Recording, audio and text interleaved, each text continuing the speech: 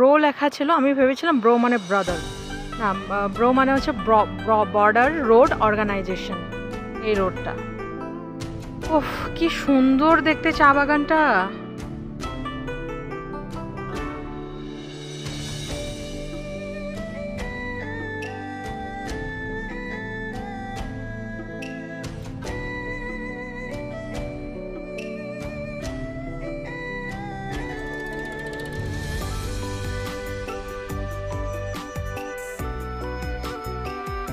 সবুজ চা বাগানের ওপর সূর্যের আলোচ্ছটা যেন স্বর্গের মতো একটা দৃশ্য তৈরি করেছে, এত সুন্দর লাগছে। এই যে আমার পথের সাথে আমার স্কুটি। পাপড় খেতি আর 13 কিলোমিটার আছে, কিন্তু আমি যে ফটো সেশন আর ভিডিও ক্লিপিং শুরু করেছি তার মনে হয় না পৌঁছতে পারবো তাড়াতাড়ি। এত সুন্দর, এত সুন্দর, দেখুন কি সুন্দর চা বাগানটা, পেছনের ব্যাকগ্রাউন্ডটা দেখুন।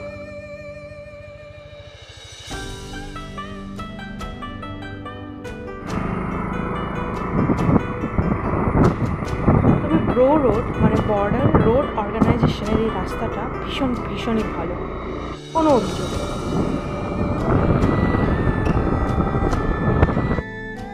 আজ আর কোনো তাড়া নেই, যেখানেই ভালো লাগছে সেখানেই থেমে যাচ্ছি।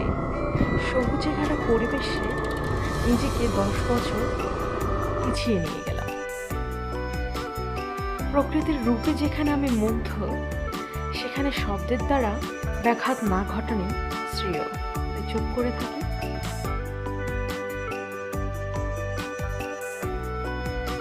সাদেকে বলি, ডুয়ার্স আমি তোমায় ভালোবাসি। চলে এসেছি স্পটে, একদিকে রোদ আর একদিকে ঠান্ডা বাতাস, হালকা কুয়াশা, পাহাড়ে ঘেরা একটা পরিবেশ, দুর্দান্ত দুর্দান্ত সিনারি, দুর্দান্ত সিনারি দেখতেই পাচ্ছেন।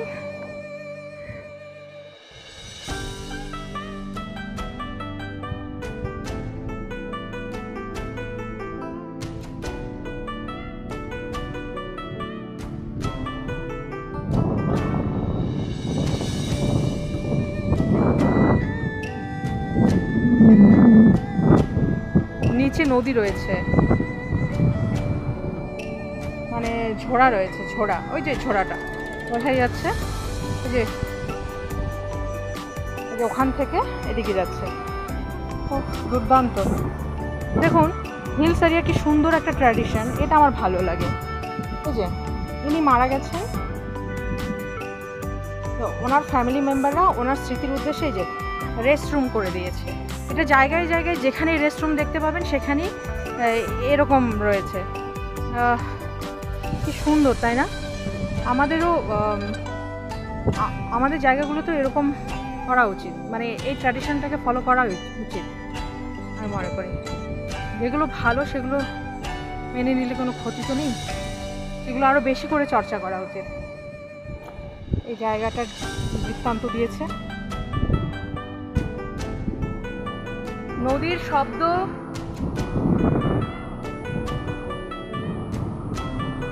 পাহাড়ি অঞ্চলে নদীকে ঝোড়া বলা হয়। এই ছোট ছোট ঝোড়াগুলো মিলেই তো নদী তৈরি হয়, তাই না? বড় নদী।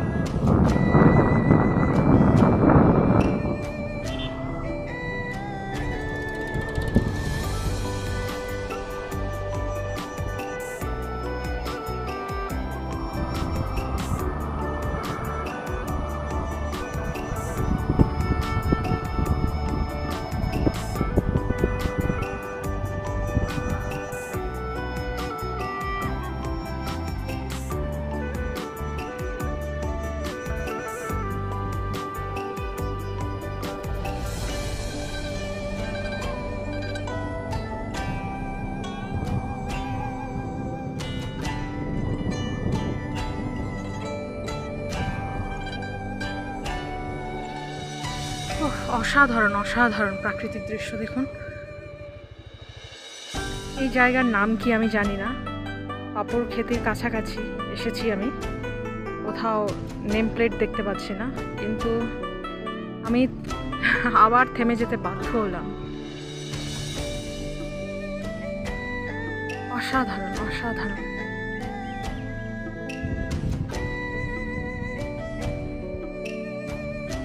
জগতের মধ্যে অন্য জগৎ। আর আমি পাপড়খেতির উদ্দেশ্যে রওনা দিয়েছি, কিন্তু এখনো রাস্তায় আটকে আছি, আমাকে আবার ব্যাক করতে হবে।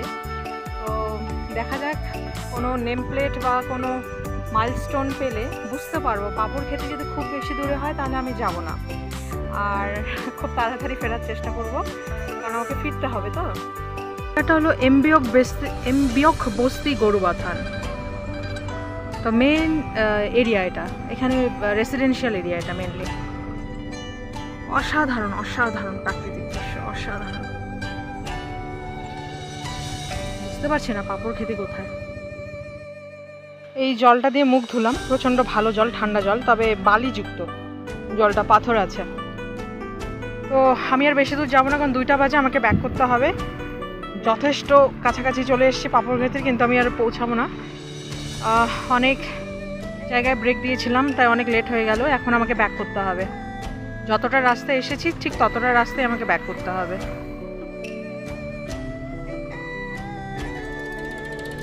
আজ হয়তো গন্তব্যস্থলে পৌঁছতে পারলাম না, কিন্তু প্রকৃতির রসদ 100% পেয়েছি। তাই মন ভরে প্রাণ খুলে প্রকৃতির মাঝে নিজেকে আরেকবার খুঁজে পেলাম। জায়গাটাতে আছি যেখানে এই পাহাড় থেকে লাভার পাহাড়ে ওঠে, সেই জায়গাটায় আছি। সেখানে তো গরুবাথানই লেখা আছে।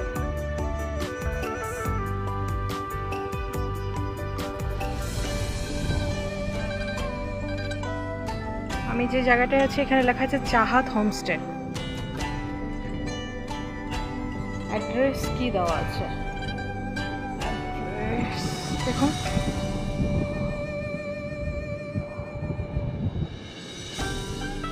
নদীর নাম লেখা নেই।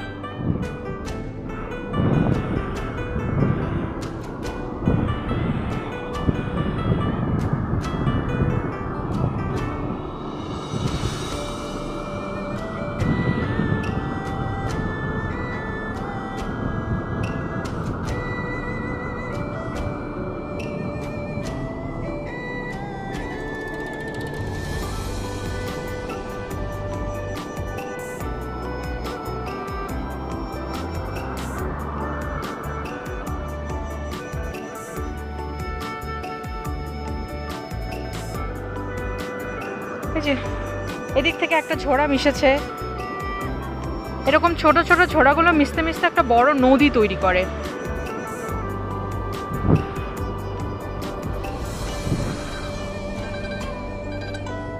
চেল ব্রিজ, ও এটা চেল নদী, বোঝা গেল। তার মানে এই চেল নদীর ব্রিজটা পার হয়ে আমরা কিন্তু লাভার পাহাড়ে উঠে গেছি। তো আমি আর পাহাড়ে উঠে আর যাইনি, আমি এদিকে চলে এলাম, কারণ আমাকে ফিরতে হবে।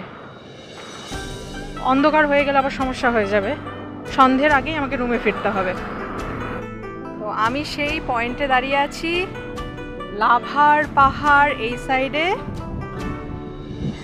আর গরুবাথানের রাস্তা এই সাইডে, যেদিকে মালবাজার হয়ে আমি চলে যাব। তো আমি সেই কনফ্লুয়েন্সে দাঁড়িয়ে আছি, 2 রাস্তার। সুন্দর, চতুর্দিক পাহাড় পাহাড় পাহাড়, আর চেল নদী এখানে একদম গর্জন করছে নদীটা। আর অনেক ছোট ছোট ঝোড়া চেল নদীতে মিশেছে, মিশে নদীটাকে আবার বেশি শক্তিশালী করেছে। তো এই জায়গাটা মনে হচ্ছে কোনো সিনেমেটিক দৃশ্য, মনে হচ্ছে ভগবান স্বয়ং নিজের হাতে গুছিয়ে তৈরি করেছেন,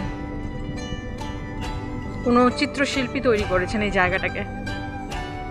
এত সুন্দর।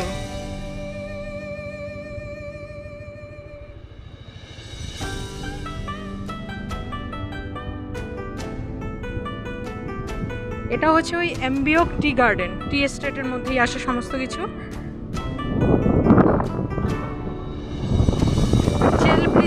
আছে লাস্ট, সেটা ওই এমবিওক টি এস্টেটের মধ্যেই পড়ে।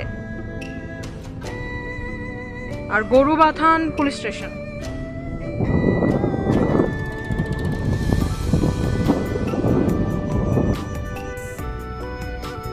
দুর্দান্ত সব জায়গা, দুর্দান্ত জায়গা। আমার আগে, আমার সামনে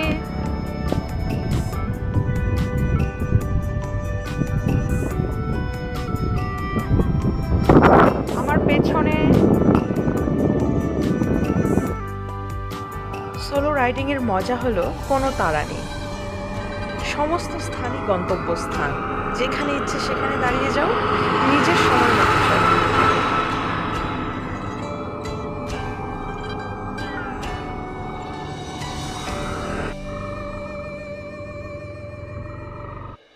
আমি যখন সকালবেলা এই রাস্তা দিয়ে লাভার দিকে যাই, তখনই এনারা কাজ করতে এসেছিলেন, আর এখনও কাজ করে যাচ্ছেন। এখন 3:15 মতো বাজে। এই চা বাগানটির নাম হলো মেন গ্লাস টি এস্টেট। এর অবস্থান হলো মালবাজার পেরিয়ে গরুবাথান এবং মালবাজারের মাঝখানে অবস্থিত।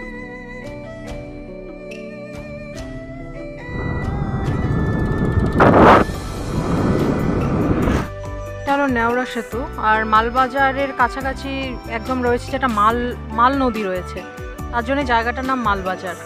আর এটা হচ্ছে নেওড়া নদী।